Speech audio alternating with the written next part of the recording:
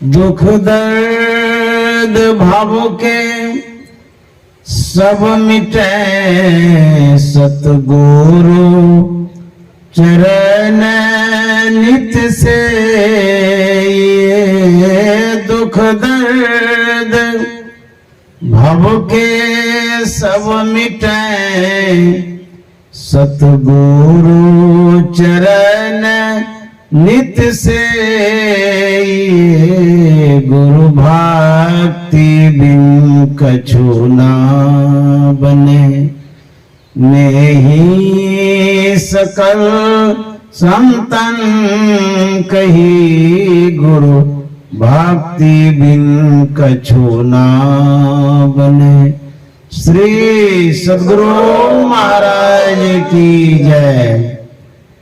परमाराध्य सद्गुरु महाराज गुरुदेव महर्षि संत सेवी परमानंद जी महाराज मंच पर उपस्थित विद्वज्जन, इस देवका कैथी ग्राम के विशेष सत्संग प्रेमी महानुभाव माता एवं बहनों, आज 30 अक्टूबर 2024 ईस्वी है। कल शुभ दीपावली का अवसर है। उसके पूर्व हम लोग श्रीमान राजेंद्र प्रसाद सिंह के द्वारा इस सत्संग में उपस्थित हैं। जैसा कि चंद्रकिशोर बाबू बोल रहे थे, उनके सुपुत्रों का यह आयोजन है।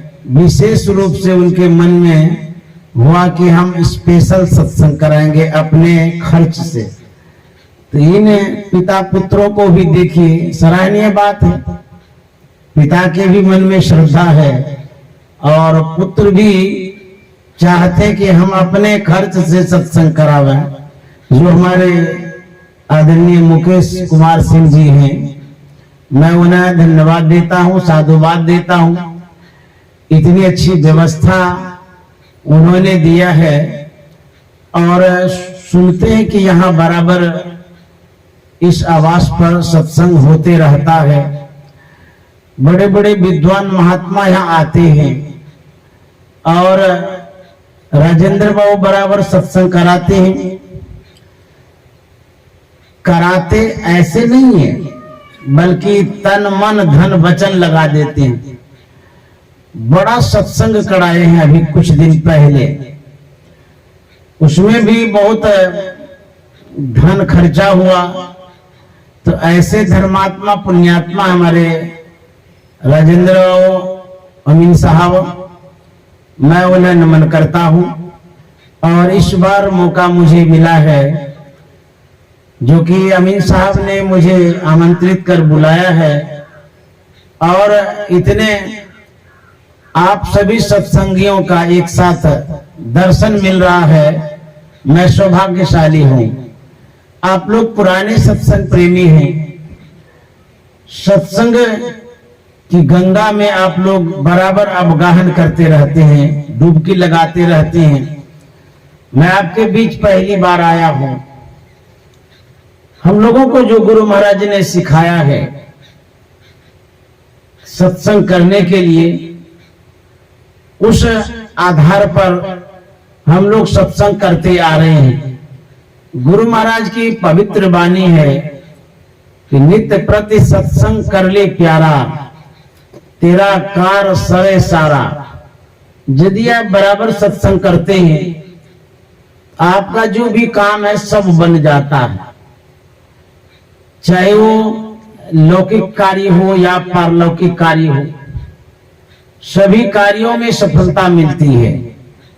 तो गुरु महाराज ने यह हम लोगों को एक अवलंब दिया, आधार दिया है कि सत्संग में लगे रहिए। संतों ने कहा, सत्संग से लागी रहो रे भाई, तेरी बिगड़ी बात बन जाई। सत्संग का प्रभाव, उसका महत्व आप लोग सत्संग में बराबर सुना करते हैं। एक प्रसंग जो परमाराध्य के समय का है, आपके सामने प्रस्तुत करना चाहता हूं। इस सत्संग से होता क्या है, इस प्रसंग में यही बात समाहित है। एक प्रोफेसर साहब बराबर रविवार को कुप्पा घाट सत्संग में आते थे। बराबर आने के कारण उनके मित्रों ने एक दिन पूछा, यार आप बराबर कुप्पा घाट पहुंच जाते हैं, प्रत्येक रविवार को जाते हैं, क्या जो कुप्पा घाट जाते हैं उसी का सत्संग होता है? घर में जो रहते हैं क्या उसका सत्संग नहीं होता है?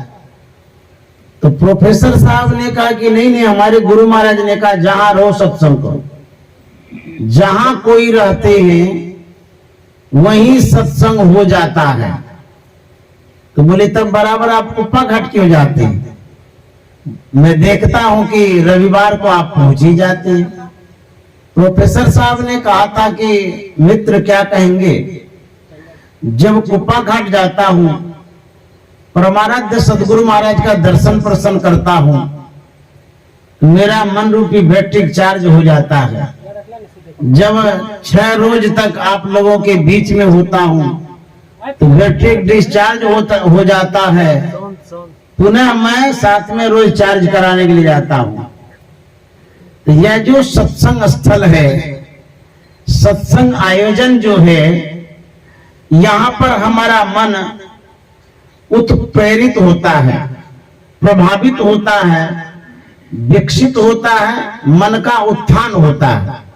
मन बहिर्मुखी से अंतर्मुख होता है, विषयों से निर्विषय की ओर जाता है। सत्संग वह ऊर्जा है जिससे मन विशेष रूप से प्रभावशाली हो जाता है। तो सत्संग करते रहने से मन अध्यात्म की ओर जुड़ा रहेगा, लगा रहेगा। यदि आप सत्संग छोड़ देते हैं, मन संसार में विषय में पसर जाता है, फैल जाता है, तब उस मन का अधोगमन हो जाता है।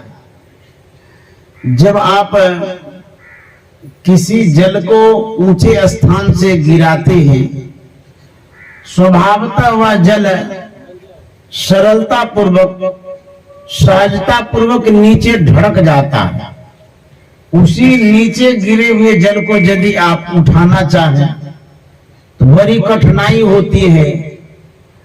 जैसे नीचे में जल है तो पंपिंग सेट लगाते हैं, मोटर लगाते हैं या विशेष परिश्रम करते हैं, तब इसको ऊपर ले जाते हैं।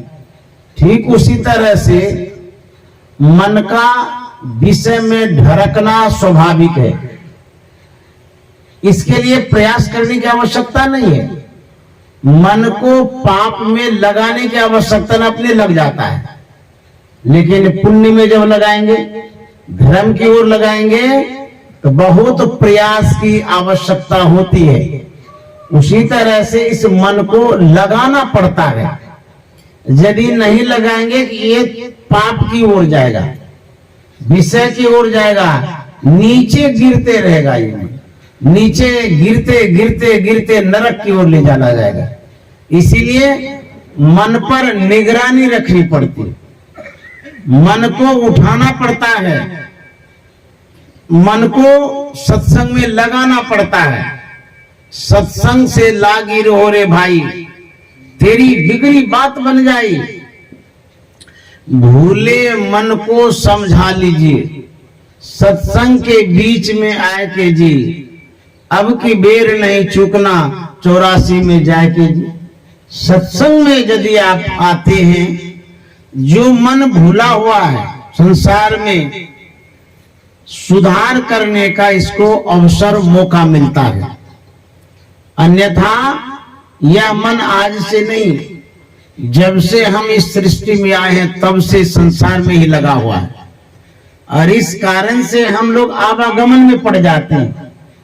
गुरु महाराज ने कहा, आवागमन सम दुख दूजा, है नहीं जग में कोई, इसके निवारण के लिए प्रभु भक्ति करनी चाहिए।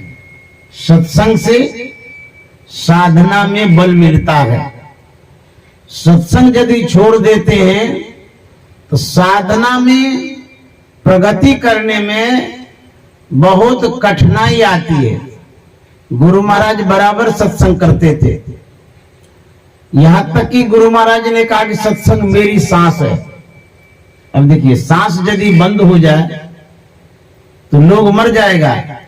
तो गुरु महाराज कहते थे यदि सत्संग बंद हो जाए तो मैं जीवित नहीं रह सकूंगा, सत्संग मेरी सांस है, ऐसा गुरु महाराज कहते थे।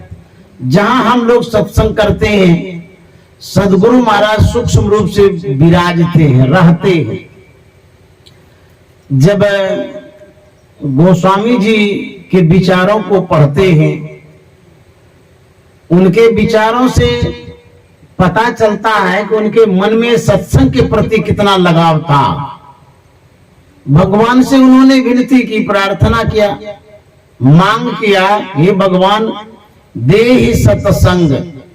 हम आप यदि भगवान से मांगते तो कहते हमको बेटा दे दीजिए, बेटी दे दीजिए, धन संपत्ति दे दीजिए। लेकिन महान संत गोस्वामी जी कहते हैं कि भगवान हमको संसार की कोई चीज नहीं दीजिए, ओनली वन हमको सत्संग दीजिए। दे ही सत्संग निज अंग श्री रंग भव भंग कारण शरण सुखारी। हमको आप सत्संग दीजिए, क्योंकि यह सत्संग भगवान का निज अंग है। जब निज अंग का संग होता है, कहते हैं तब भव भंग होता है। तो परमात्मा का यदि आप संग करना चाहते हैं, यह सत्संग परमात्मा का अंग है। क्योंकि परमात्मा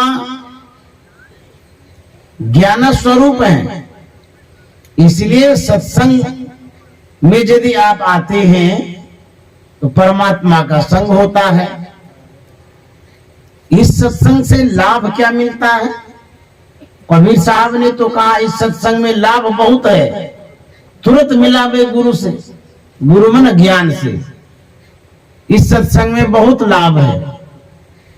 और गोस्वामी जी ने कहा कि मति की रति गति भूति भलाई, जब जय जतन जहां जय पाई, सो जानव सत्संग प्रभावो, लोको वेद न आन पाओ।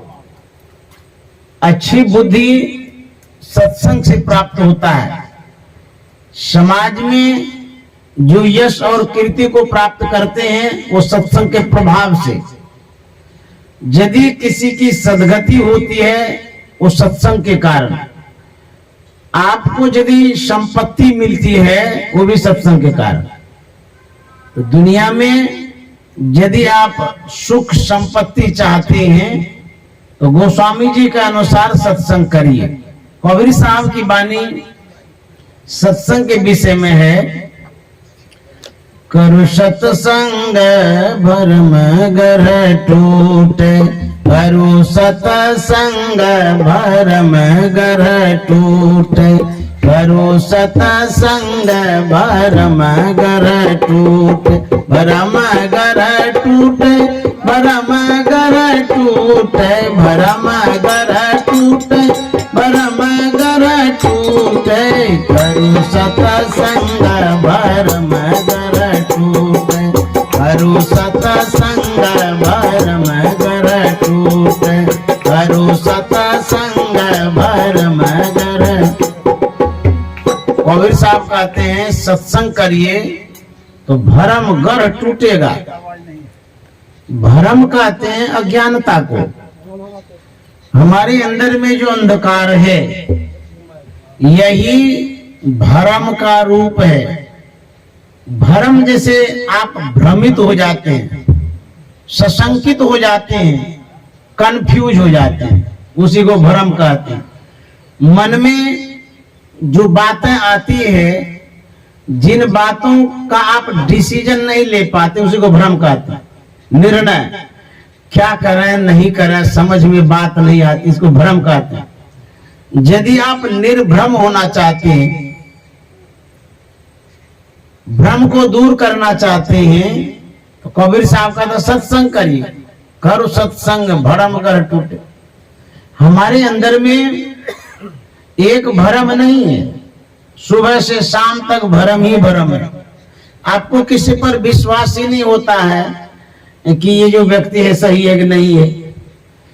उसको भ्रम कहते हैं। आप जो प्रत्येक दिन कार्य संपादित करते हैं उसमें भी भ्रम होता है, हम जो कर रहे हैं ये सही कर रहे हैं कि नहीं कर रहे हैं।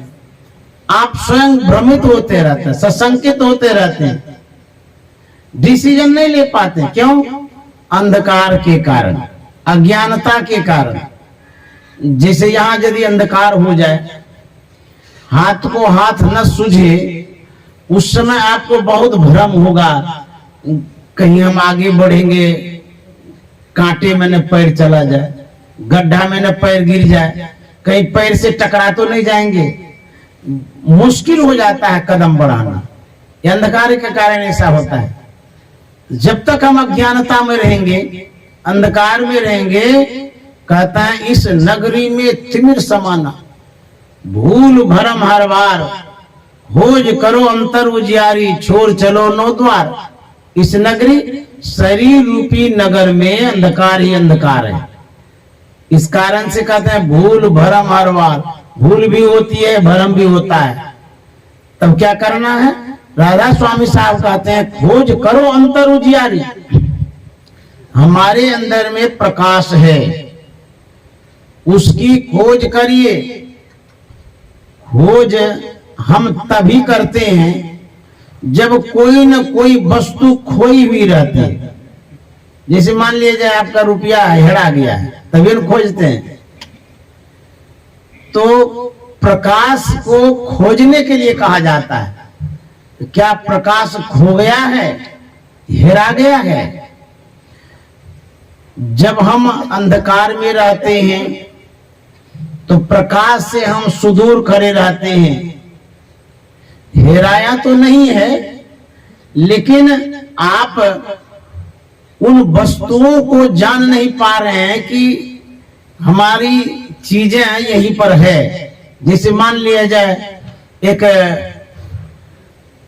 अपारदर्शी कांच हो, शीशा हो, आपके सामने में दीवार की तरह उसको खड़ा कर दिया जाए, जिस शीशे से दूसरी पार आप नहीं देख पाते, उसको कहते हैं अपारदर्शी। जैसे जिस दर्पण में आप मुंह देखते हैं, आगे वाले भाग में आप देख पाते हैं, पीछे वाले भाग से नहीं देख पाते, क्योंकि उसमें पेंट लगा हुआ रहता है। अपारदर्शी शीशा है। आप एक तरफ खड़े हैं और दूसरी ओर मित्र आपके खड़े हैं। अच्छा, वो जो कांच है, जिस कांच में आप सटे हैं, मित्र भी उसी कांच में सटा हुआ है। दूरियां कितनी है? यदि आप उस कांच को फोड़ते हैं तो नाक में नाक सट जाएगा उस समय, क्योंकि उस पार में मित्र है, इस पार में आप हैं। तो कितनी दूरी है? जो कांच की मोटाई है, जो परत है, वो जितना मोटा है उतनी ही दूरी है। कितना पतला कांच है, उसमें दूरी कितनी कह सकते हैं? 1 इंची नहीं, उससे भी बहुत कम। लेकिन जब तक आप मित्र को देखे नहीं है, तब कितनी दूरी है? पता नहीं मित्र कहाँ है, नहीं है, कितने दूर में है, ये मन में होते रहता है। कांच फोड़ते ही अरे तो सामने मित्र है। उसी तरह से जो आवरण है हमारे अंदर में, जो अंधकार है, उस अंधकार की जो परत है, वह परत कितनी मोटी है?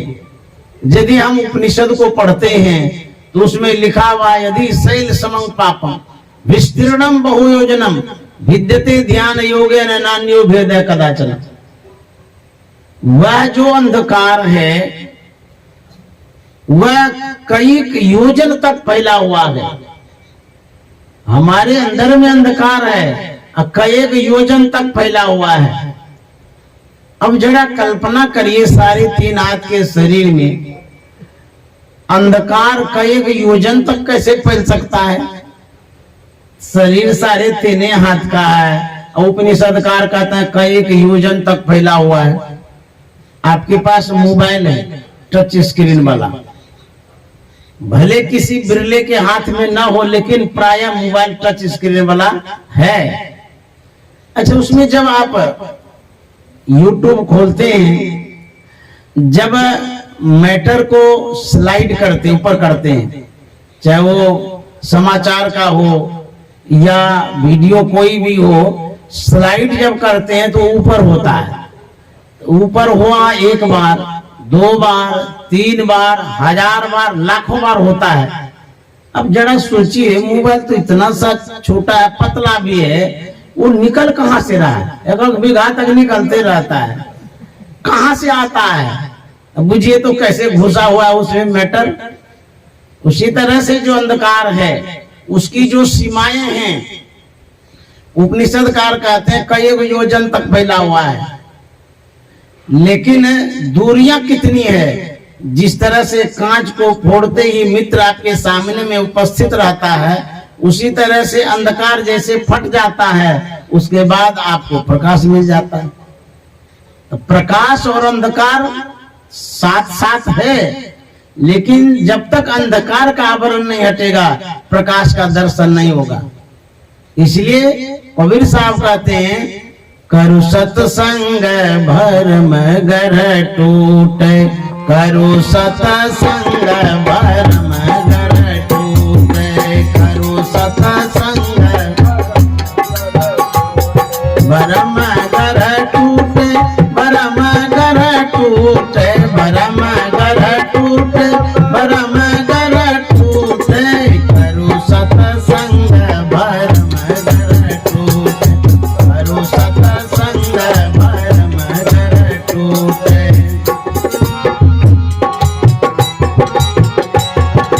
बिनु सत्संग ये दुख पावे, बिनु सत्संग ये दुख पावे, पकड़ पकड़ी जम लूटे, भरम घर टूटे, पकड़ी पकड़ी जम लूटे, भरम घर टूटे, करो सत्संग भरम घर टूटे, करो सत्संग। एक कटिहार के बड़े अच्छे सत्संग प्रेमी कुप्पा घाट आए, जिस समय परमाराध्य अपने निवास में विराजमान थे, उस समय की घटना है। यथास्थान पर उन्होंने स्नान किया, बड़ी श्रद्धा और निष्ठा पूर्वक स्वच्छ वस्त्रों को धारण कर गुरु निवास में ध्यान करने गए। बहुत लोग आते हैं, ध्यान करते हैं गुरु निवास में, समाधि स्थल पर अथवा सत्संग मंदिर में, कहीं भी बैठ जाते हैं ध्यान करने के लिए, क्योंकि कुप्पा घाट तपस्थली है, संत का चरण पड़ा हुआ है, वहां की चरण धूलि में बहुत बड़ी शक्ति है। एक दूसरे संप्रदाय के महात्मा आए थे, वो गुरु महाराज के इस कीर्ति को सुन रखे थे। जैसे ही मेन दरवाजे से वो कुप्पा घाट के प्रांगण में प्रवेश कर रहे थे, जिस जगह पर गार्ड रहता उसी जगह की बात है, पैर रखते ही उन्होंने उस जमीन को नमन किया, प्रणाम किया और हाथ से वो धूल लेकर के माथे में लगा लिया। गार्ड ने पूछा कि महाराज, यहाँ तो सर्वसाधारण की चरण धूली है, आप प्रणाम क्यों किए और धूली क्यों लगाए? सब लोग आते जाते रहते हैं तो स्वच्छ धूल नहीं है। उन्होंने कहा कि मैंने इसलिए लगाया कि जो महर्षि मही परमानंद जी महाराज संत हुए हैं, उनकी चरण धूली इसमें समाई थी। उसके बाद वो घूमे फिरे, देखे सुने, वहीं की धूल पेपर में ले लिए, कागज में लेकर के जा रहे थे। पुनः गार्ड ने पूछ दिया कि इस पेपर में क्या लिए हैं? बोली कि यहाँ की धूल है कुप्पा घाट की। बोली धूल क्या करिएगा लेकर के? बोली कि मैं जहां रहूंगा मैं बराबर तिलक लगाता हूं, आज के बाद मैं इस संत के चरण की जो धूली है इसी का तिलक लगाऊंगा, दूसरा तिलक नहीं लगाऊंगा, इसीलिए मैं ले जाता हूं। तो संत के दरबार की ये जो है अद्भुत लीला, कहानी, घटनाएं हुआ करती हैं। जब साधक निवास में पहुंचा अपने शरीर को वस्त्रों से ढक करके ध्यान करने लगे। गुरु महाराज निवास में थे, उसी बरामदे पर वो ध्यान कर रहे थे। ध्यान तो कर रहे थे, लेकिन मन में वो गुनावन कर रहे थे, प्रार्थना कर रहे थे गुरु महाराज से, गुरु खोलिए वज्र कपाट अंधेरी सनमुख की, गुरु खोलिए वज्र कपाट अंधेरी सनमुख की, गुरु खोलिए वज्र कपाट अंधेरी। इन शब्दों को मने मन वो दोहरा रहे थे। मन की जाने सबे गुरु कहाँ छिपावे अंग। गुरु महाराज जान गए साधक बेटा है ध्यान करने, लेकिन ये वाणी को दोहरा रहे, मने मन प्रार्थना कर रहे हैं।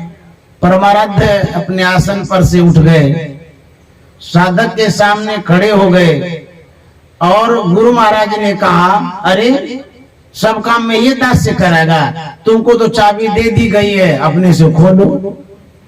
तब उन्होंने आंख खोला तो देखे गुरु महाराज सामने में खड़े हैं।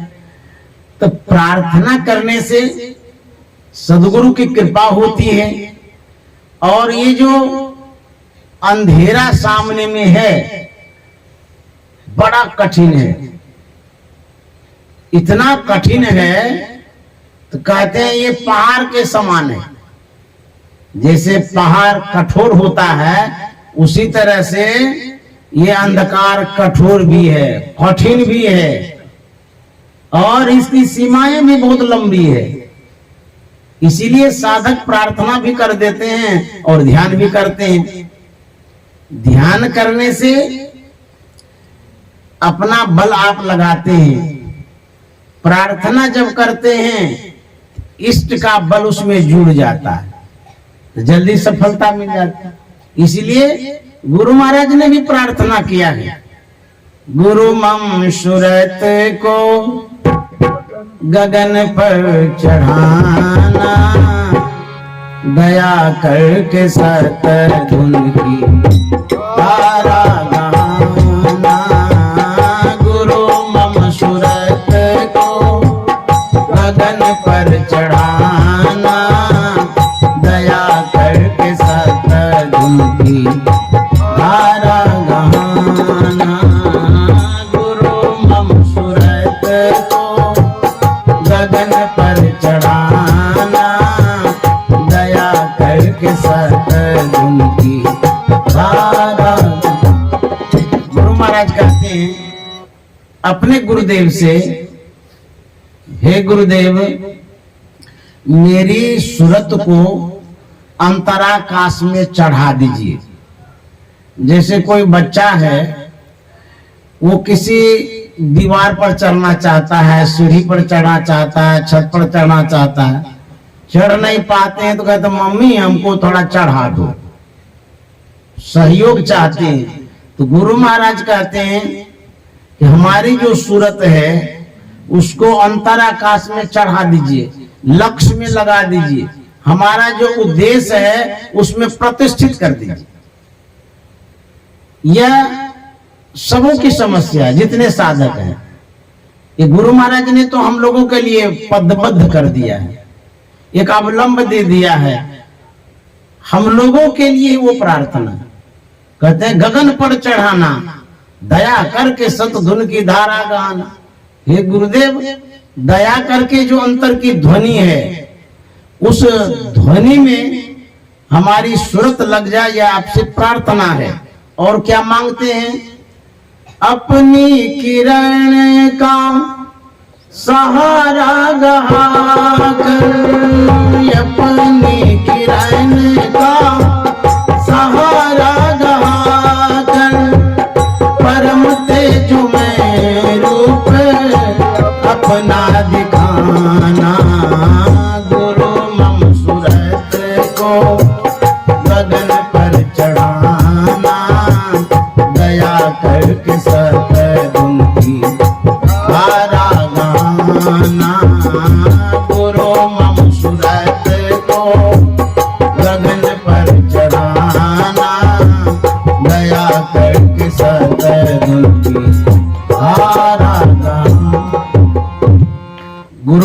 मांगते हैं। क्या मांग रहे हैं? अपनी किरण का सहारा गाकर। आपको जिस चीज की आवश्यकता होती है वैसी ही मांग आपकी होती है। जिसे मान लिया जाए आपको रुपये की आवश्यकता है, आप सामर्थ्यवान व्यक्ति से सहयोग के रूप में कहते हैं कुछ रुपया दे देते तो हमारा काम हो जाता। कोई बहुत प्यासा है तो पानी की मांग करता है, बहुत जाड़ा है कोई कपड़े की मांग करता है। इस तरह से जैसी आवश्यकता होती है उस तरह की लोग मांग करते हैं। लेकिन एक बात और है, जिस तरह की सूझबूझ होती है उस तरह की मांग होती है। जैसे बच्चा है, बच्चा कहेगा हमको एक टॉफी दे दीजिए, लेकिन जो वयोवृद्ध आदमी है, बुजुर्ग आदमी है, वो टॉफी वॉफी नहीं मांगेंगे। टॉफी मांग करके क्या करेंगे? तो गुरु महाराज जो मांग रहे हैं, इस मांग में कितनी अद्भुतता है। गुरु महाराज कहते हैं, हे गुरुदेव, मैं संसार की कोई वस्तु आपसे नहीं मांग रहा, मुझे चाहिए भी नहीं। तब क्या चाहिए? अपनी किरण का सहारा गाकर। जो प्रकाश है, जो किरण है, जो लाइट है, आपके पास जो जनरेटर है, वही जो प्रकाश है वो हमको चाहिए। सोचिए, सदगुरु के पास स्पेशल जनरेटर होता है, स्पेशल प्रकाश होता है। सच में सदगुरु सौर मंडल में जो सूर्य है, उस सूर्य से वो अपना काम नहीं करते। तब उनका जो निज सूर्य, निज प्रकाश है, निज किरण है। दुनिया का जो सूर्य है भले डूब जाए, संसार के लोगों को सूझता नहीं है, लेकिन संत को रात में भी सूझता है। क्यों? उनका अपना प्रकाश स्पेशल जनरेटर है। जैसे मान इसी गांव में बिजली नहीं रहे तो जो अमीन साहब है उनके पास जनरेटर है, अपने घर में प्रकाश कर लेंगे, तो उनकी अपनी शक्ति है। ठीक उसी तरह से गुरु के पास अपना जनरेटर होता, अपना प्रकाश होता है। तो गुरु महाराज कहते हैं आपकी जो अपनी किरण, दूसरे किरण की बात नहीं करता, आपकी अपनी किरण, अपनी किरण का सहारा गाकर आपके पास जो प्रकाश है उसी प्रकाश का हमें सहयोग सहारा दीजिए। प्रकाश बहुत प्रकार का होता है। जो जनरेटर है उसका भी प्रकाश होता है, टॉर्च में भी प्रकाश होता है, मोबाइल में भी प्रकाश होता है, भुगजुगनी का प्रकाश होता है, सूर्य का भी प्रकाश होता है, मान सम्मान भी एक प्रकाश है। इस तरह से संसार में बहुत प्रकाश है। उस प्रकाश से आपके जीवन में कोई प्रकाश होने वाला नहीं है। तब जो संत सदगुरु का प्रकाश है, वह प्रकाश यदि आपको मिल जाए, आपका जीवन प्रकाश में हो जाएगा, उजाला हो जाएगा।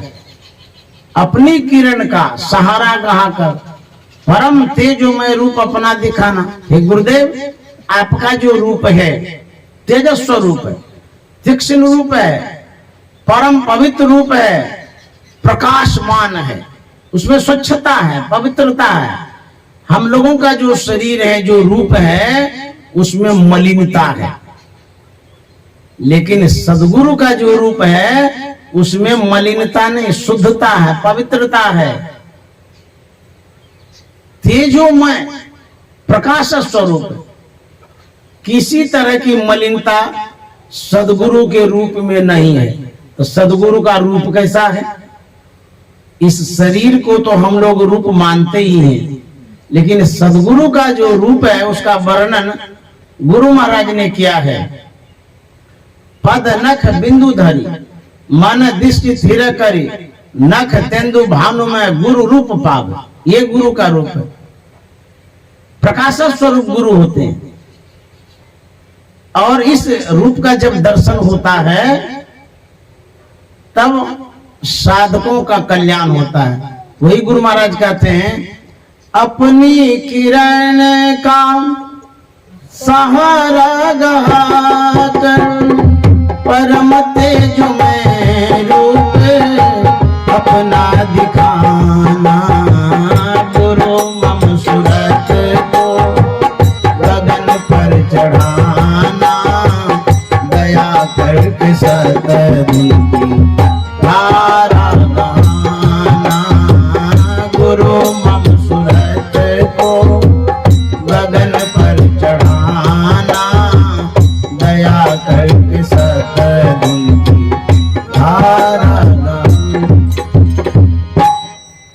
गुरु महाराज के सामने अथवा साधकों के सामने कठिनाइयां क्या क्या है।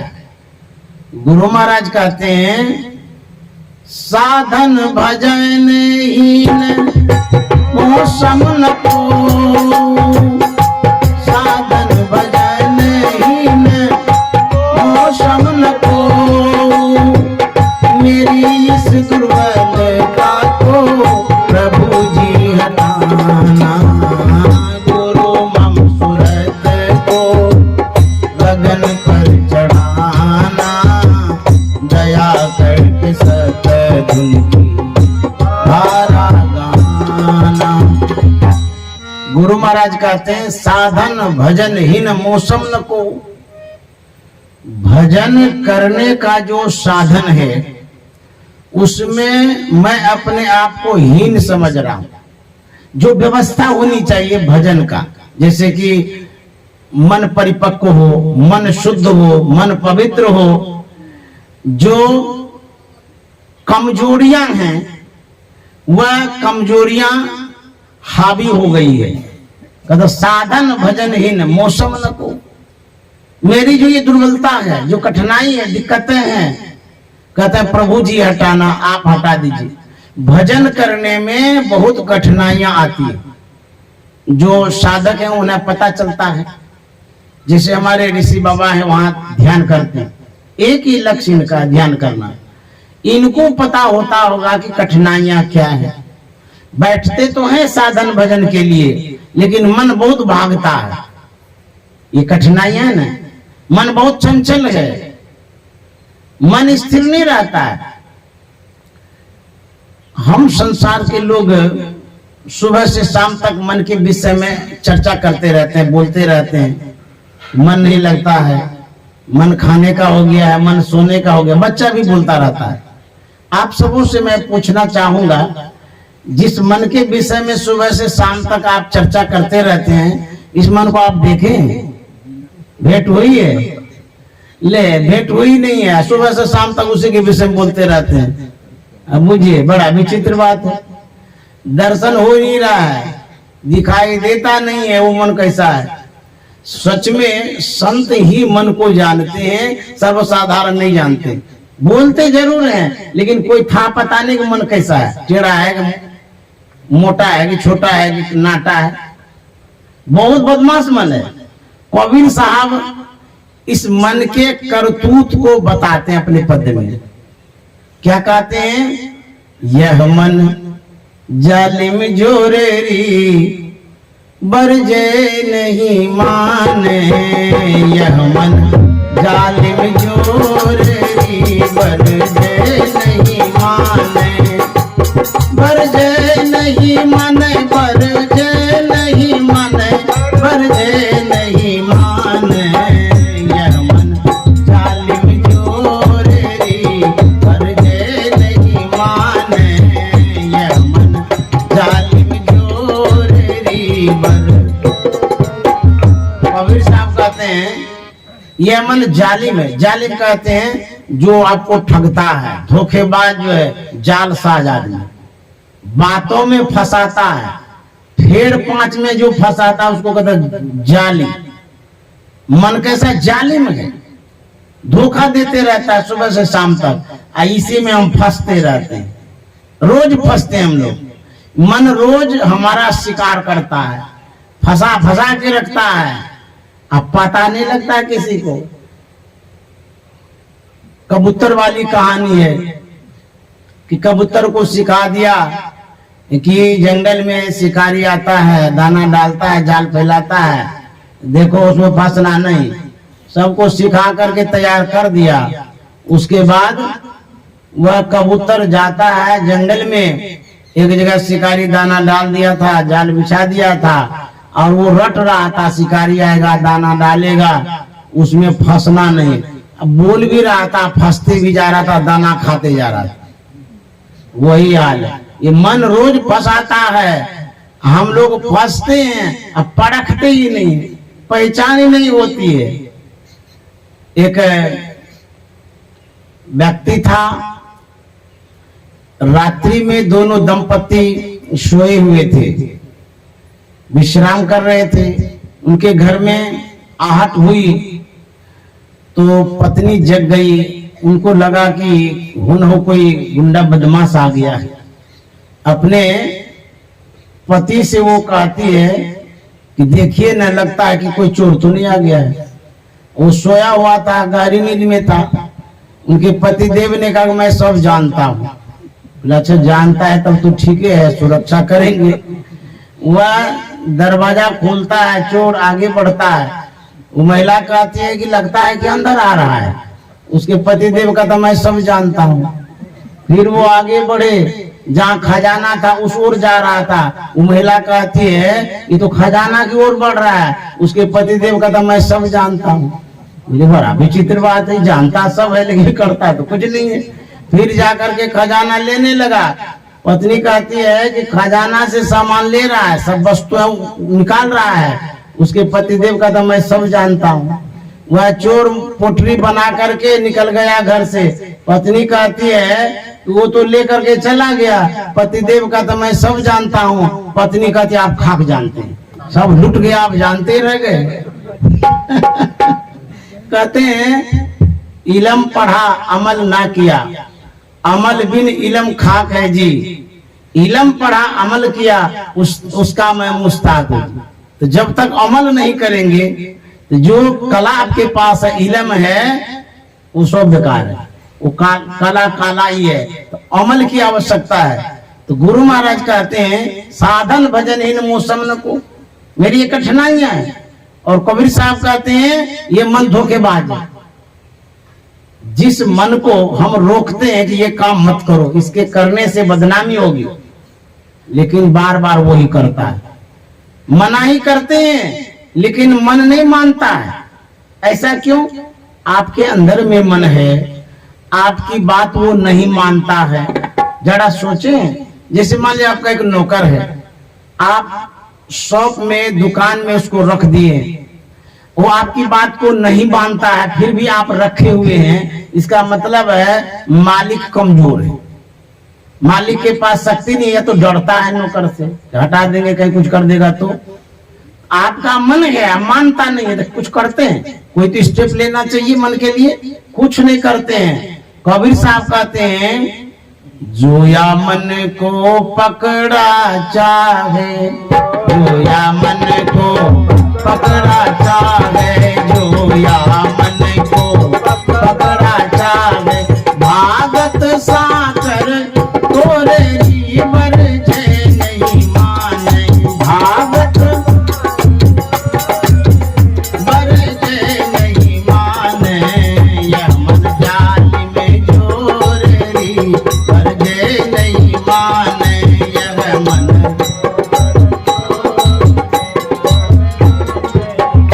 कबीर साहब कहते हैं यदि मन को कोई पकड़ना चाहता है, पकड़ने वाला आदमी कहता है इसको तो हम सिक्कर में बांधते हैं, उसको भी तोड़ देता है।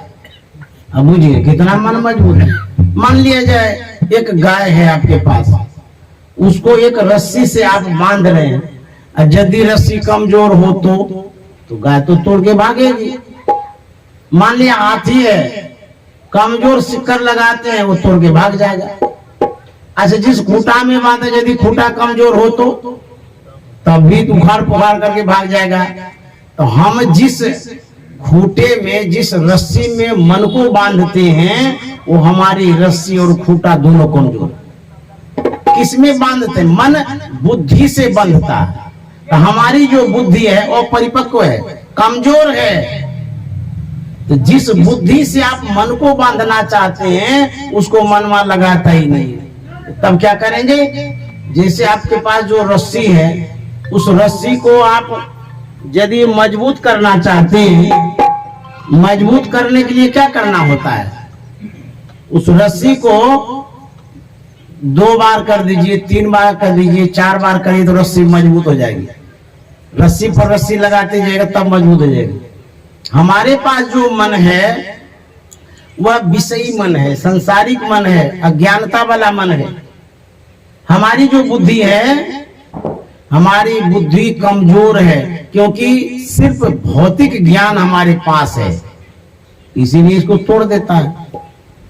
हमारे पास यदि साधनानुभूति होगी, साधना का बल होगा तो हमारी बुद्धि बहुत मजबूत हो जाएगी, और उस बुद्धि में यदि मन को बांधेंगे ये भागेगा नहीं।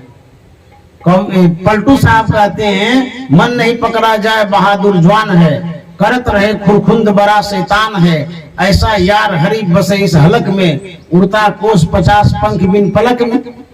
अब बुझिए एक पल में मन कहाँ चला जाता है। तब पलटू साहब कहता इधर से उधर तो जाएगा किधर को। देखिए जब पीछे पड़ जाइएगा ना तब मन को पता चले। हम लोग छोड़ देते हैं छुट्टा, जहां जाने का जाने देते हैं। पलटू साहब कहते नहीं, इधर से उधर तू जाएगा किधर को, जहां जाएगा मैं वहीं चला जाऊंगा, जहां जाए मैं तहीं धावा और ज्ञान की कुटी में समाओ। ज्ञान रूपी रस्सी में मन बंधता है। तो हमारे पास जो ज्ञान है, ज्ञान तो है, श्रवण ज्ञान है, मनन ज्ञान है, अनुभव ज्ञान नहीं है। जब अनुभव ज्ञान हो जाएगा तो हमारी बुद्धि मजबूत हो जाएगी, उसी में ये मनमा बंधता है, तब ये नहीं तोड़ेगा।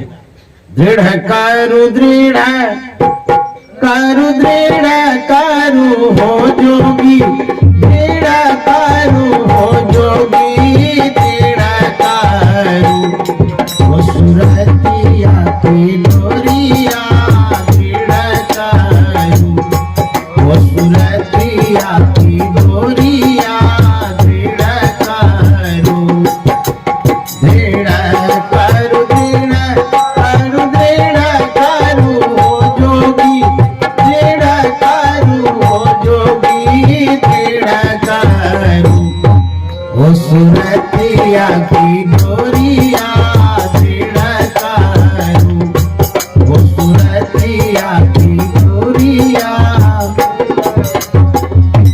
हमारी जो सूरत है वो कमजोर क्यों हो गई है? इसलिए हो गई है सूरत फंसी संसार में। एक जगह यदि फंस जाए तो उबरने का मौका लग सकता है, लेकिन ये सूरत फंसी है कहां कहां, कितने जगह में? जहां जहां आप देखते हैं वहां वहां ही फंसती है, जहां जहां सुनते हैं वहां वहां फंसती है। यहाँ से दिल्ली गए, दिल्ली से घर आ गए, लेकिन सूरत वहीं अटकी है। फलाने होटल में गए थे, बड़ी अच्छी व्यवस्था थी, याद कर रहे हैं ना, देखिए ख्याल कहाँ चला गया। ये सूरत पसरना है। यदि एक जगह लगाएंगे तो सूरत सिमटेगी, मजबूत हो जाएगी। तो गुरु महाराज ने अवलंब दिया है अति पावन गुरु मंत्र, मन ही मन जाप जपो, उपकारी गुरु रूप को मानस ध्यान तपो। हम अपने ख्यालों को गुरु के रूप में यदि लगाएंगे तब तो जाकर के एक रूप में ये हमारी सूरत जाएगी, इसमें दृढ़ता आएगी, मजबूती आएगी। जैसे बाढ़ के समय जब फ्लड हो जाता है, बहुत पानी आ जाता है, उस पानी से आप विद्युत उत्पन्न नहीं कर सकते। क्यों? पसड़ा हुआ है, फैला हुआ है। उसी पानी को यंत्र विशेष के द्वारा जब सिमटते हैं, एकाग्र करते हैं, उसी पानी में ऐसी धाराएं उत्पन्न होती है कि विद्युत उत्पन्न हो जाती है। ठीक उसी तरह से हमारा जो ख्याल है, हमारा जो मन है, हमारी जो सूरत फैली हुई विषय में संसार में, कहते हैं इसको समेटिए। कहाँ? कबीर साहब बताते हैं कहाँ समेटना है। गगन मंडल में आसन करू हो जोगी, आसन करू हो जोगी, त्रिकुटी में योगी धरऊ ध्यान मा, त्रिकुटी में योगी धरऊ गगन मंडल में आसन करू हो जोगी, आसन करू हो जोगी, त्रिकुटी में योगी धरऊ ध्यान मा, त्रिकुटी में योगी धरऊ ध्यान मा।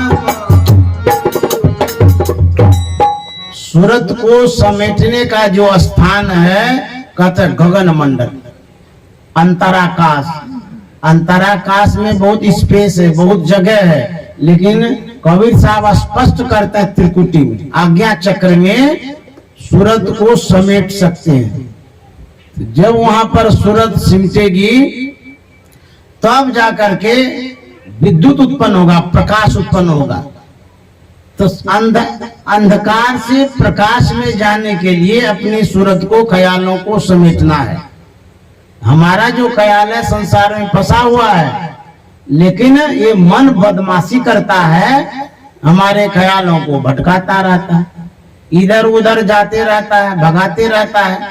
तो कबीर साहब कहते हैं, यह मन जालिम जोरेरी बरजे नहीं माने, यह मन जालिम जोरेरी बरजे नहीं माने, बरजे नहीं माने, बरजे नहीं माने, नहीं माने, बरजे नहीं माने, यह मन जालिम, यह मन जालिम जोरेरी बरजे। अच्छा, किसका किसका मन भागता है? संसार के लोगों का तो मन भागता ही है, लेकिन जो परमार्थ में लगे हैं उसका भी मन भागता है, जो ध्यान में लगे हैं उसका भी मन भागता है, ऋषि मुनि महात्मा है उसका भी मन भागता है। कबीर साहब कहते हैं, सुर नर मुनि सब पची पची हारे, सुर नर मुनि सब पची पची हारे, सुर नर मुनि सब हाथ न आवे, चोररी बरजे नहीं माने, हाथ न आवे, चोररी बरजे नहीं माने, यह मन जालिम जोरेरी बरजे नहीं माने, यह मन।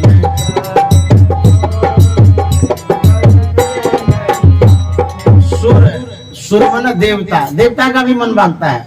नर मन आदमी, जो मनुष्य है उसका तो मन भागता ही है, लेकिन आश्चर्य है कि ऋषि का भी मन भाग जाता है, मुनि का भी मन भागता है, जो तपस्वी है उनका भी मन भागता है। सुर नर मुनि सब पची पची हारे, कहता हाथ ना आवे चोरी, इतना बदमाश है, चोर है। कबीर साहब कहते चोर है और हाथ में नहीं आता, पकड़ में नहीं आता है, लेकिन एक आधार अवलंब देते हैं। कैसे पकड़ में आएगा? जो हंसा सतगुरु की होई, जो हंसा लाखत ममता, छोररी बरजे नहीं माने, लाखत ममता, छोररी बरजे नहीं माने, यह मन जालिम जोरेरी बरजे नहीं।